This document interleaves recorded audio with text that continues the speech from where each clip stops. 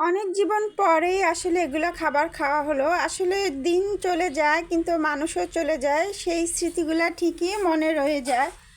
তো দেশের বাড়ি থেকে আসলে আমরা দেখা যেত যে বুটের শাকটা খেতে খুবই পছন্দ করতাম। এখন আর সেগুলো পাওয়া নাই, দেশ নাই, কিছু নেই, খাওয়াও হয় না। আসসালামু আলাইকুম এভরিওয়ান, সবাই কেমন আছেন? আলহামদুলিল্লাহ, আল্লাহর রহমতে আমরা ভালো আছি। পুরো লং ভিডিওটা না টেনে দেখতে থাকেন, ভালো লাগবে। তো যেটা বললাম, দিন চলে যায়, মানুষ চলে যায়, সেই জিনিসগুলো আর খাওয়া হয় না। এই যে আমি আজকে নিজের হাতে বাজার করে নিয়ে আসছি। আসলে শীতের দিন একটা জিনিস শান্তি আছে, একটু হলো কম দামে জিনিসপত্র পাওয়া যায়। বিশেষ করে আসলে ছেলেরা সেটা পারে না, মেয়েরাই হয়তো একটু পারে দামাদামি করে জিনিস কিনতে। তো যারা আমার ভিডিও দেখেন নিশ্চয়ই জানেন, আমার বাসার কাছে যেত, তো আমার আঙ্কেলও প্রচুর বাজার করে। তো আমিও আজকে বাজারে গেছি, কিন্তু আঙ্কেল আসলে তো দামাদামি করে জিনিস কিনতে পারে না, দেখা যায় দাম দিয়ে জিনিস নিয়ে আসে, যেটার কম দাম সেটাও দাম দিয়ে। আর বাজারওয়ালারা কেন জানি না যে ছেলেদের কাছ থেকে একটু বেশি দামেরই কিন্তু জিনিস নেয়, কারণ ছেলেরা তেমন দামাদামি করে না, সেজন্য হয়তো।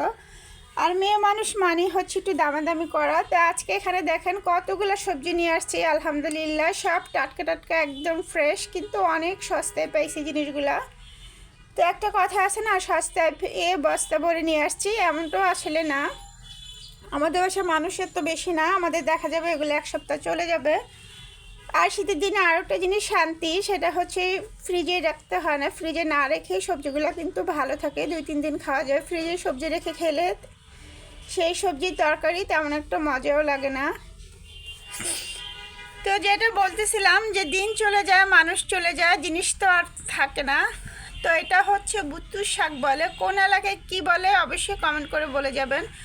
তো এগুলো দেশের বাড়ি থেকে প্রচুর আগে খেতাম, আসলে নিজেরাই তুলতাম। এই শাকগুলো গম ক্ষেতের ভিতরে হয়, যখন গম তুলে ফেলে বা আলু ক্ষেতের সাইডে এমনিতেই হয়, লাগানোর প্রয়োজন হয় না। দেখা যায় দেশের বাড়িতে যখন খেতে গেলে এগুলা শাক নিয়ে আসলে একবেলা তরকারি রান্না করার জন্য এমনিতেই হয়ে যায়। তারপরে ঢাকা শহরে কিনে খেতে হয়, তারপরেও জানি না ফরমালিন মুক্ত নাকি ফরমালিন দেওয়া। তারপর কিছু করার নাই, পাই যে এটাই আমার কাছে ভালো লাগে, যে দেশ নেই তো কি হয়েছে, দেশের জিনিস তো খেতে পারি, এটাই তো আল্লাহর কাছে লাখ লাখ শুক্রিয়া। আর দেশের বাড়িতে এই শাকগুলো রান্না করতো নানু আগে, এত মজা লাগতো লার্কির চুলায়। লার্কির চুলায় আসলে কম মশলা দিয়ে রান্না করলেও ভীষণ টেস্ট লাগে। ঢাকা শহরে তো আমরা অনেক মশলা অনেক কিছু করে রান্না করি, তারপরে সে আগের মতন লাগে না।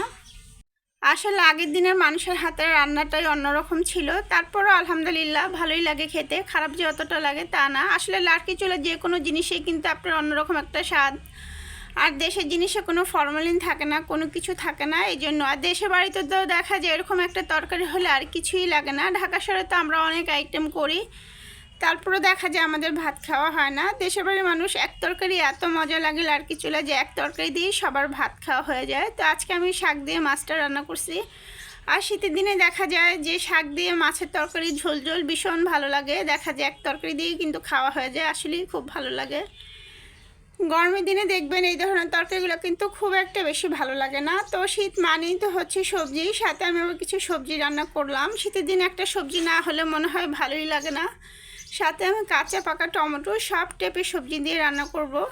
তো আমি সবজিতে সবসময় ডাল দিই, আজকে আর কোনো ডাল দিলাম না, এমনিতেই রান্না করলাম। সবসময় আসলে ডাল খাওয়া ঠিক না। তো এই যে রান্নাবান্না আমার সব কিছু কমপ্লিট হয়ে গেছে। আজকে লং ভিডিওটা এই পর্যন্ত। সবাই ভালো থাকবেন, সুস্থ থাকবেন, আমাদের জন্য দোয়া করবেন। আল্লাহ হাফেজ।